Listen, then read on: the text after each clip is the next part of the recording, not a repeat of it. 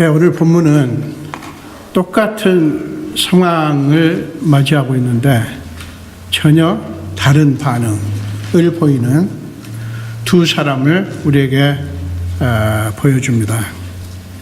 우리가 보다시피 아버지와 아들, 사울 왕과 그의 아들 요나단입니다. 지금 이스라엘 백성들은 블레셋과의 전투를 앞두고 있습니다.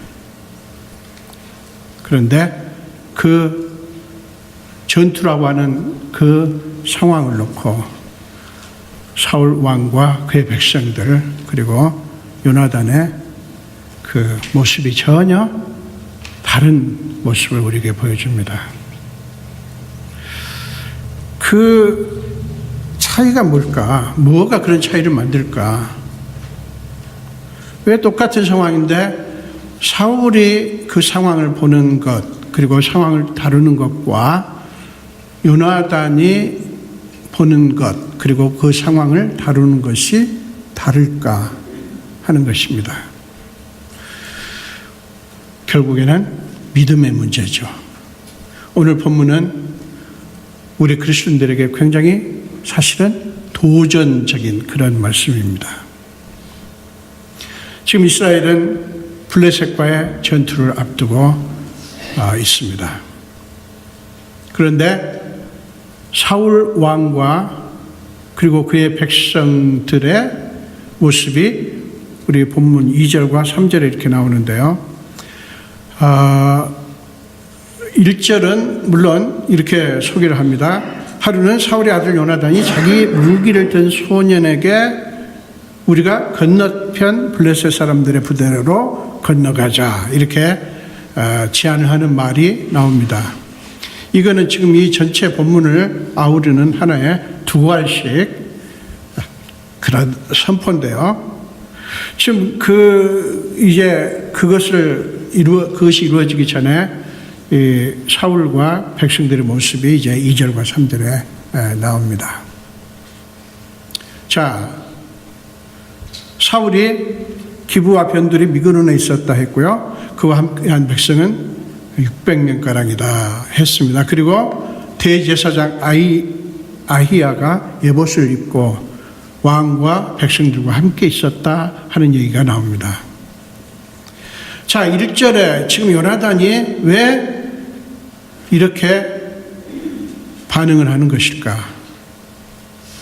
여러분, 블레셋의 위용에 눌려가지고요, 기가 질린 사울과 그의 백성들, 이들은 꼼짝하지 못합니다. 이들은 사울 엄두를 내지 못합니다. 이러지도 저러지도 못한 채 막연하게 시간만 보내고 있습니다. 왜 이렇게 되었는가? 물론 사울과 백성들은 분명한 이유가 있었겠죠. 타당한 이유가 있었겠죠. 사실 성경을 보면 그들의 반응이 인간적으로 보면 이해가 됩니다. 왜냐하면 지금 사울과 그의 백성들은 한 600명가량 밖에 안 되고요. 그 다음에 이스라엘 백성들의 그 무력을 소개한 부분이 이제 13장에 나오는데, 싸우는 날에 사울과 요나단과 함께한 백성의 손에는 칼이나 창이 없고 오직 사울과 그의 아들 요나단에게만 있었더라. 창과 칼이 사울과 요나단에게만 있었다 하는 거예요. 그 다음에 숫자도 600명가량 밖에 안 되고, 그에 비해서 블레셋의 무력은 대단합니다. 이게 13장 5절에 나오는데요. 여러분들이 그냥 제가 읽어드릴게요. 블레셋 사람들이 이스라엘과 싸우려고 모였는데, 자 보세요. 병거가 3만이요. 지금 병거가 3만이에요. 그 다음에 마병이 6,000명이요. 그 다음에 백성은, 그러니까 그냥 일반 군사입니다. 백성은 해변에 모래같이 많더라. 이게 블레셋의 군사력입니다. 그에 비해서 이스라엘 백성들의 모습은 너무나 초라합니다. 사울 왕과 백성들은 할 말이 있어요. 우리는 두려워하고 싶어서 두려워하냐? 봐라, 상황이 그렇지 않냐? 저쪽은 저렇게 어마어마한 군사력을 가지고 있고 우리는 이것밖에 안 되지 않냐. 여러분, 누가 봐도 이유가 타당하지 않습니까? 그죠? 비교가 안 되는 거예요, 지금. 싸울 엄두가 나겠어요? 싸울 생각이 나겠어요? 당연히 안 나죠. 생각을 해보세요. 이런 상황 속에 자, 싸웁시다 하는 사람이 누가 있어요? 에이, 안 됩니다. 헛고생하지 맙시다. 얼마든지 할 수 있는 거 아니에요? 지금 사울 왕이 할 말이 있는 거예요. 우리가 가만히 있고 싶어서 가만히 있는 줄 아냐? 봐라, 저쪽은 저렇게 강한 그런 모습인데 우리는 이렇게 초라하지 않냐? 여러분, 충분히 납득이 되는 모습 아닙니까? 자, 게다가 3절은 느닷없이 아이야라고 하는 제사장이 소개되고 에봇을 입었다는 얘기가 나옵니다. 이게 뭘 얘기하는 줄 압니까? 종교적인 구색이 완전히 갖춰졌다는 것입니다. 제사장이 왜 있습니까? 에봇을 왜 입었습니까? 에봇을 입는다고 하는 것은 하나님의 뜻을 묻고 하나님께 기도하는 하나의 복장입니다. 오늘날은 뭐 그런 거 필요 없지만 과거에는 제사장이 에봇을 입어야 하나님께 기도하고 하나님의 뜻을 물을 수가 있어요. 제사를 드릴 수가 있고. 그러니까 제사장이 있고 그 다음에 에봇을 입고 있다는 거예요. 그러면 하나님께 기도하고 하나님의 뜻을 묻고 하나님께 도움을 청해야 되지 않습니까? 그런데 있긴 있지만 제사장도 있고 에봇도 입었지만 종교적인 구색은 갖추었지만 아무런 역할을 안 하는 거예요. 손 놓고 있는 것입니다. 말하자면 교회도 있고 예배도 있고 목회자도 있고 여러 가지 조직도 잘 갖추어져 있고 그러는데 영적으로는 완전히 죽어 있는 거예요. 화석화된 교회의 모습이에요. 보세요. 제사장이 에봇을 입고 있는데 여기에 경배가 있나요? 하나님께 기도가 있습니까? 말씀이 있습니까? 아무것도 없는 거예요. 오늘 이런 교회들이 없을까요? 물론 600명밖에 안 돼요. 무기도 너무 이거는 뭐 초라하다 못해 이건 없는 거예요. 아니 저쪽 블레셋이 없다면 몰라요. 뭐 괜찮죠. 블레셋이 지금 전투를 준비하고 있어요. 이쪽에서는 최선을 다해서 사람들을 모으고 했지만 이것밖에 안 되는 거예요. 그러니까 이게 될 리가 없죠. 엄두가 날 리가 없는 거죠. 이러지도 저러지도 못하고 철저한 무력감에 빠져가지고요. 꼼짝 못하고 있는 거예요. 얼어붙어 있는 거예요. 자, 이 상황을 지켜보던 요나단이 보다 못해 일어납니다. 여러분, 하루는 그렇게 이 말씀이 시작됩니다. 하루는. 그러니까 이렇게 아주 교착 상태에 빠져가지고요. 사람들이 깊은 절망감에 나약함에 빠져 있는 어느 날 그런 뜻입니다. 그러니까 이 하루는이라는 말 속에서 우리는 요나단의 안타까운 마음을 읽을 수가 있죠. 그는 지켜보다가 보다 못해 일어납니다. 그리고 자기 무기를 든 소년에게 자 우리가 블레셋 사람의 부대로 가자. 그리고 자기 아버지한테 그 얘기를 하지 않습니다. 왜 하지 않을까요? 하면 가라고 하겠습니까? 어림없는 얘기죠. 절대 못 가게 막겠죠. 그래서 요나단은 아버지에게 말하지 않습니다. 그리고 자기 무기를 든 소년 외에 어느 누구도 알지 못하게 합니다. 그래서 3절 끝에 보면 백성은 요나단이 간 줄을 알지 못하니라 이렇게 말씀합니다. 여러분, 이 사울의 모습이 사울뿐일까요? 오늘날 예수 믿는 우리 모습은 어떻습니까? 우리도 물론 우리는 블레셋과 같은 그런 전투는 아닙니다. 그러나 우리도 매일매일 여러 가지 상황들을 맞이합니다. 많은 그리스도인들이 예수 잘 믿는다고 해서 어려움이 없는 것이 아니고 우리 앞에는 우리가 해결해야 될, 헤쳐나가야 될 문제들이 산적해 있습니다. 결혼만 하면 되는 줄 알았더니 결혼하고 났더니 또 이런저런 문제가 있고, 얘를 낳았더니 또 이런저런 문제가 있고, 이게 한 곡에 넘어갔더니 또 다른 산이 있고, 이런저런 문제를 우리 그리스도인들도 맞습니다. 그 문제 앞에서, 그 상황 앞에서 많은 그리스도인들이 생각을 하죠. 이 상황이 이렇구나. 그리고 나한테는 600명밖에 안 되는 자원이 있구나. 그러면서 많은 그리스도인들이 이렇게 생각하죠. 안 되겠다. 어림없다. 내가 가진 자원으로는 어림없다. 가능하지 않다. 이런 결론을 우리는 내립니다. 사울왕이 사울왕뿐일까? 우리도 마찬가지라는 얘기예요. 도대체 예수 믿는다고 하는 것이 뭔지 모르겠어요. 이런 모습을 보면. 이건 뭐 저도 마찬가지예요. 우리가 예수를 믿고 하나님의 자녀가 되었는데 우리의 모습 속에 과연 하나님의 자녀가 있는지, 하나님의 자녀다움이 있는지, 우리의 모습을 보면서 세상 사람들이 예수를 믿고 싶을 것인지 생각이 안 들 수가 없어요. 자, 요나단은 다시 한번 6절에 이제 구체적으로 자기 무기를 든 소년에게 말합니다. 우리가 이 할례받지 않는 자들에게로 건너가자. 이유가 있어요. 여호와께서 우리를 위해서 일하실까 하노라. 그러면서 그 여호와, 우리를 위해서 일하실지도 모를 그 여호와를 소개합니다. 얘기를 합니다. 여호와의 구원은 사람이 많고 적음에 달리지 아니했다.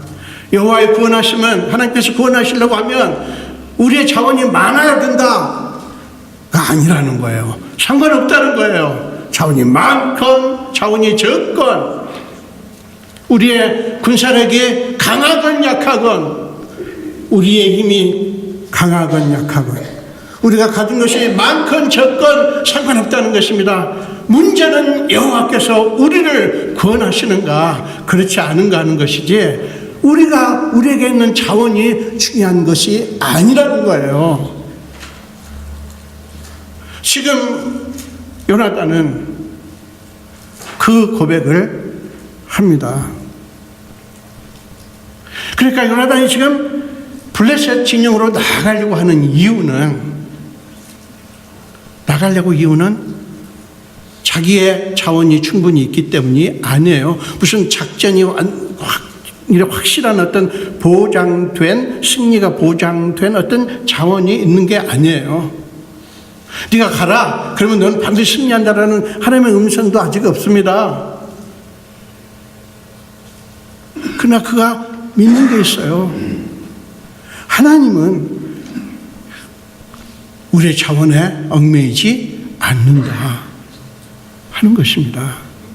그게 요나단이 자기 무기를 든 자와 함께 블레셋 진영으로 가자고 하는 근거예요. 이유입니다. 이유예요. 여러분, 왜 요나단은 이렇습니까? 여러분, 요나단은 뭐 특별한 어떤 능력을 갖췄나요? 아니에요. 요나단도 똑같습니다. 똑같은 사람이에요. 사실은 자기 아버지보다 훨씬 못할 수밖에 없지 않아요? 자기 아버지는 40대 중반에, 후반에 왕이고, 그 다음에 경험이 많고, 자기 아버지를 따르는 신하들은 장군들도 있고요. 용맹한 사람들도 있습니다. 군사 작전에 대해서 알고 있는 사람들이에요. 그러나 요나단은 어립니다.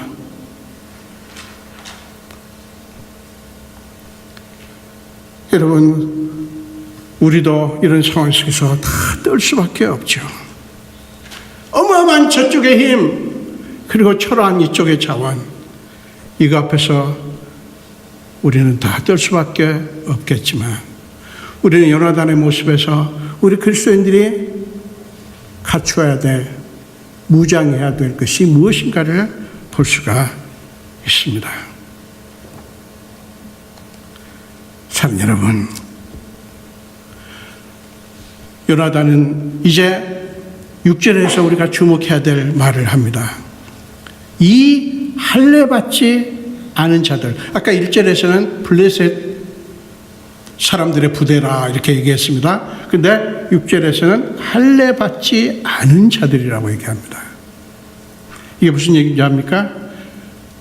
그들을 블레셋, 지금 어마어마한 숫자의 군사들입니다. 그리고 막강한 그런 무기로 무장된 사람들이에요. 숫자도 어마어마하고, 여러분 정말 너무 놀라운 그런 위용찬란한 그런 모습입니다. 그러나 요나단은 그들을 할례받지 않은 자들이라고 얘기합니다. 이게 무슨 얘기입니까? 하나님과의 관계를 근거로 해서 그들을 봤다는 것입니다. 하나님과의 관계 속에서 그들을 봤다는 것입니다. 단순히 그들이 가진 어떤 화려한 위용이 아니라 하나님과의 관계에서 어떠냐? 그 사람이 엄청난 권력을 가지고 있고 어마어마한 재력을 가지고 있고 엄청난 어떤 그런 지식을 가지고 있고 수많은 사람들이 따르는 사람들이지만 과연 하나님 앞에서 그들은 누군가, 이걸 봤다는 것입니다. 요나단은 블레셋 사람들을 안 봤나요? 요나단은 그 엄청난 무기를 안 봤나요? 똑같이 봅니다. 그러나 요나단이 해석하는 건 뭐예요? 그들의 모습을 본 것은 뭐예요? 할례받지 않은 자들이라는 얘기입니다. 이게 무슨 얘기입니까? 하나님과 관계가 없는 자들이라는 거예요. 하나님과 관계가 없는 자들이라는 거예요. 많은 그리스도인들이 세상의 모습을 보면서 너무 좋겠다, 나도 저랬으면 좋겠다, 나도 저 사람처럼 저렇게 됐으면 좋겠다, 휴가철이면 유럽으로 4박으로 여행 다니면서 모든 삶을 즐기면서 저렇게 살 수 있는 시간, 저렇게 살 수 있는 체력, 저런 모습이면 좋겠다. 그게 그 자체가 나쁜 게 아니에요, 여러분. 여러분들에게도 그런 축복이 있기를 바랍니다. 근데 우리가 부러워하는 그것을 보면서 우리는 한 가지를 놓칩니다. 그들이 하나님과 관계가 어떤 것인가?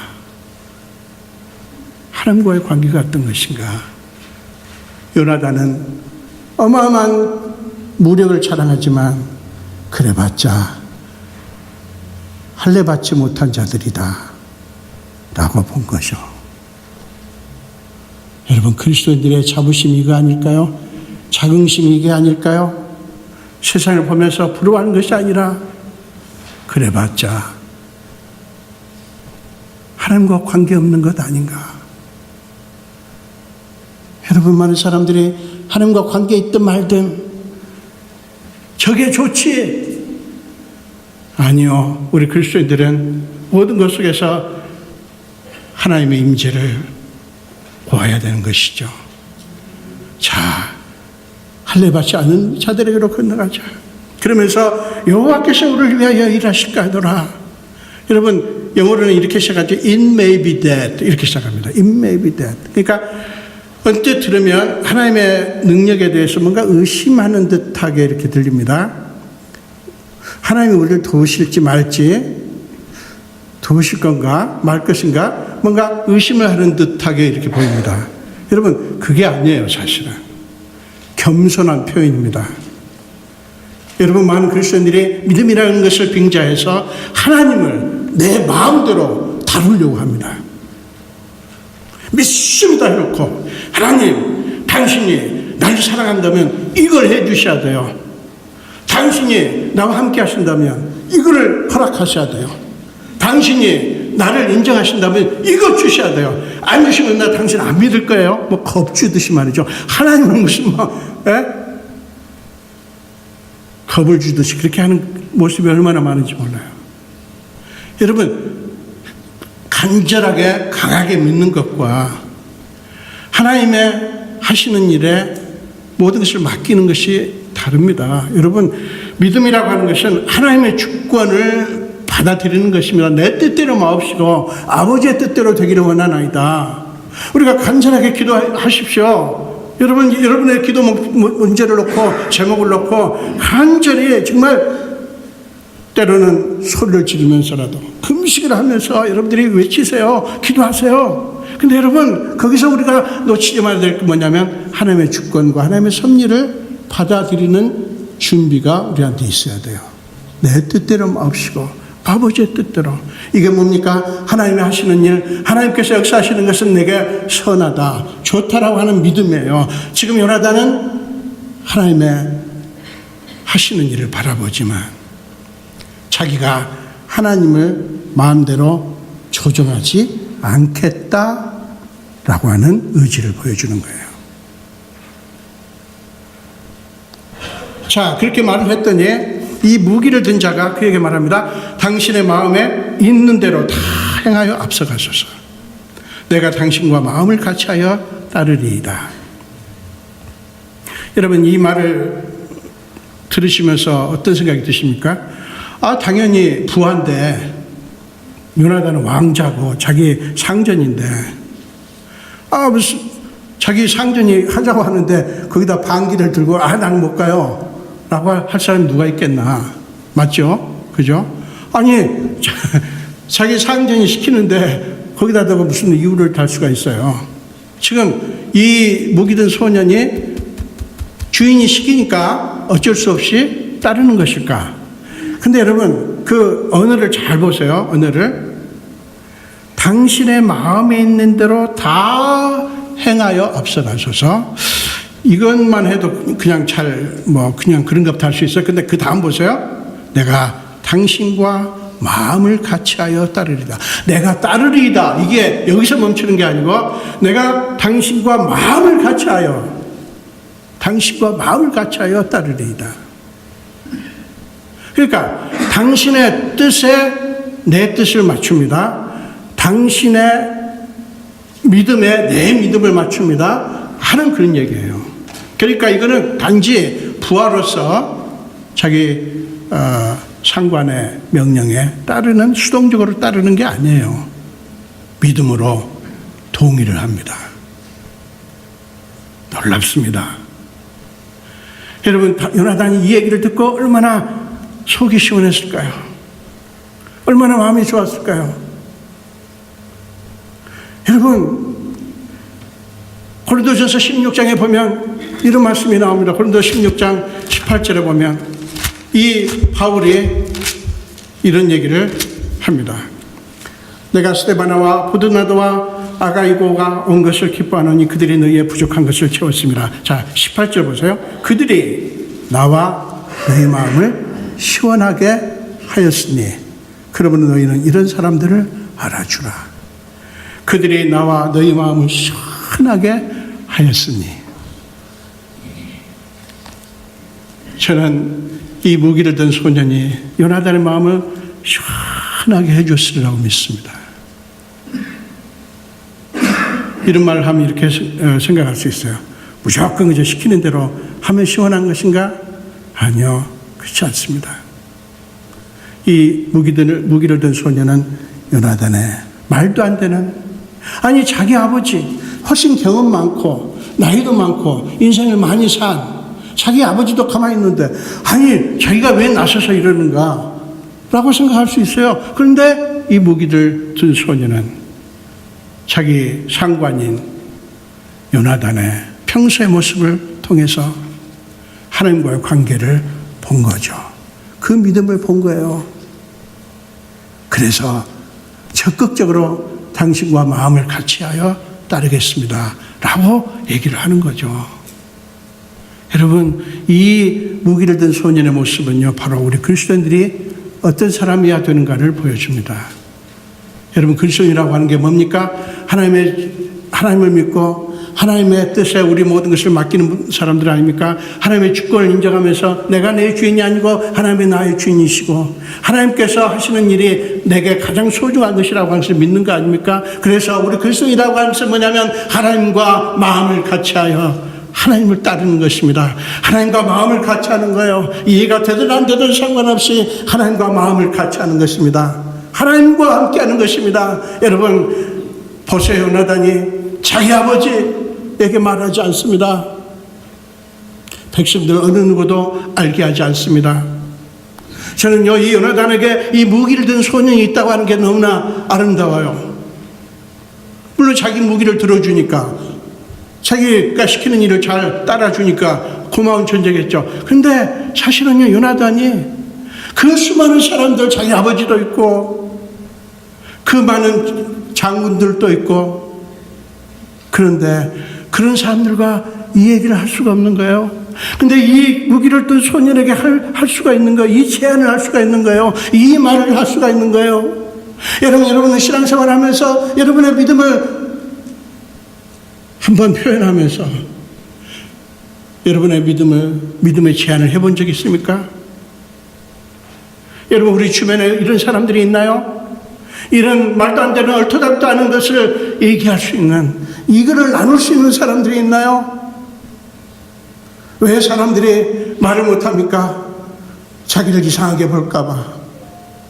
그리고 너무 생각이 달라서, 에이, 여기서 말도 안 되는, 아니, 신앙생활 하지만 좀 상식적으로 해야지. 아니, 그런 얼토당토 하는 게 뭐 어디 있습니까? 면박 줄 사람한테 이런 얘기 하겠어요?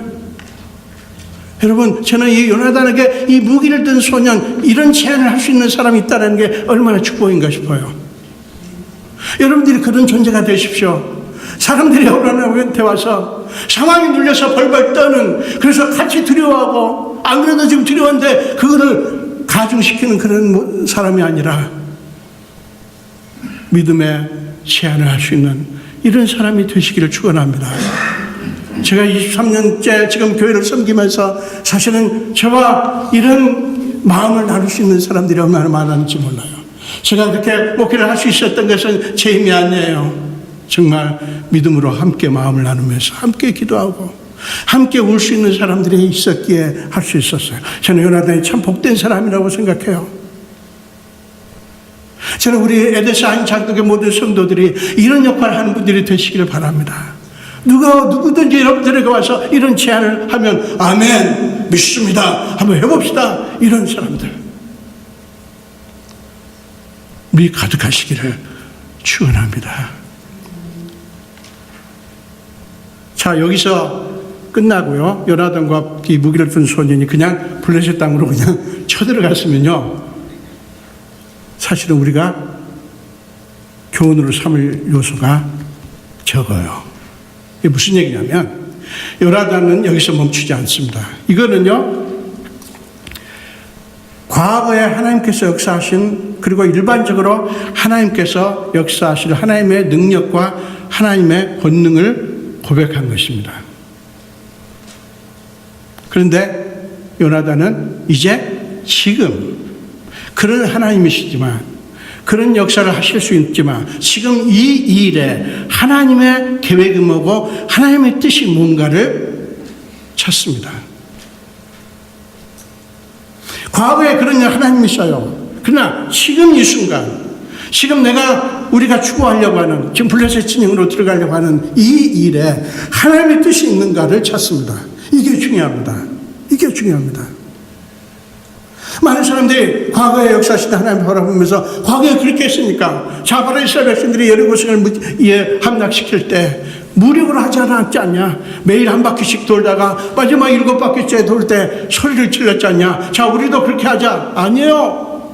그때 여리고성을 점령할 때, 그때는 하나님께서 그렇게 명령하셨어요. 근데 지금 바로 그 역사 속에서 우리는 무엇을 봅니까? 하나님께는 능치 못함이 없다. 하나님께서는 무력이 아니라 하나님의 능력으로 여리고성 그 견고한 성도 함락시킬 수 있도록 하셨다. 그런 하나님이다. 오케이. 그런 역사 속에서 우리는 일하시는 하나님을 보면서 그 하나님을 우리 속에 적용하기 시작해야 돼요. 그러면서 지금 이 순간에 내 상황, 내 문제 속에 하나님께서 어떤 계획을 갖고 계신가, 이거를 우리는 봐야 됩니다. 그래서 요나단이 자기 병기를 든 소년에게 제안합니다. 우리가, 자, 블레셋 사람들에게 우리 모습을 보이자. 그리고 우리 하나님의 뜻을 이렇게 찾자. 자, 우리가 모습을 보이면 블레셋 사람들이 우리가 너를 잡으러 갈 테니까 거기 있어라 하면 우리가 그냥 있으면 되고, 만약에 그들이, 자, 우리한테로 와라. 우리한테로 와라. 너에게 보여줄 것이 있다. 우리한테로 오라고 하면, 이것을 하나님께서 기뻐하신다라는, 이것이 하나님의 뜻이라고 하는, 우리가 블레셋 진영으로 들어가는 것이 하나님의 뜻이라고 하는 사인으로, 징표로 믿자. 이렇게 제안을 합니다. 그리고 보였더니 과연 블레셋 사람들이 오라고 합니다. 오라고. 자, 이제 요나단은 기도했던 대로 하나님께서 역사하시는구나, 하나님 뜻이 있구나 확신하고 움직이기 시작합니다. 그러니까 신앙의 현재예요. 현재성입니다. 지금 이 순간에 하나님의 뜻이 이 일에 있는가 없는가 이거를 확인하려고 했고, 요나단은 그 확인을 한 거예요.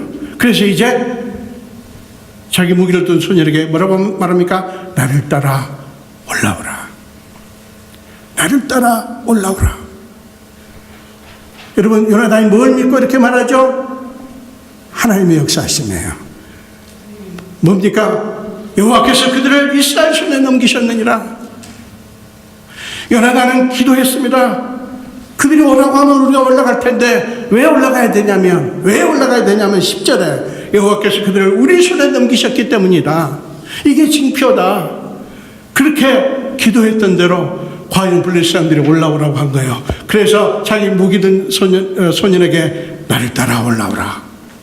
이건 개인적인 객기가 아니에요. 개인적인 영웅심이 아니에요. 하나님께서 우리와 함께 하신다라는, 하나님께서 저들을 이스라엘 손에 붙이셨다라고 하는 증거로 믿고 그렇게 외치는 거예요.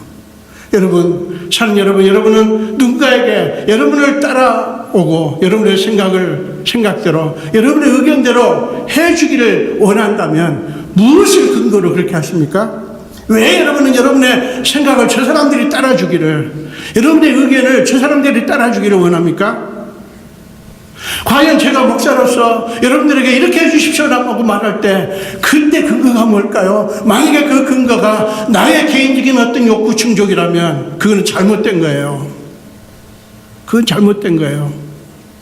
많은 사람들이 자기 의견을 주입시키려고 하고요, 자기 의견대로 따라오라고, 내 뜻대로 하라고. 근거가 뭔가 궁금해요. 근거가 뭔가. 요나단은 하나님의 뜻이에요.